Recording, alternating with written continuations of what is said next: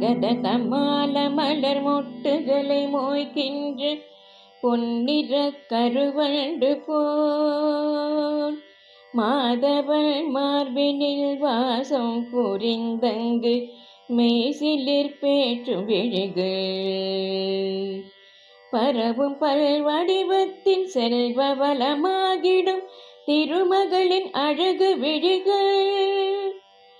பறிவோடு தந்த இரு விழிகளின் கடை நோக்கு மங்களமென கருகவே மங்களமென கருகவே கனகமலை பொழிகின்ற காருண்ய மேகமே லக்ஷ்மியே வந்தருகவே கனகதாரை எனும் துதி கேட்டு வாழ்விலே ஐஸ்வர்யம் தந்தருகவே.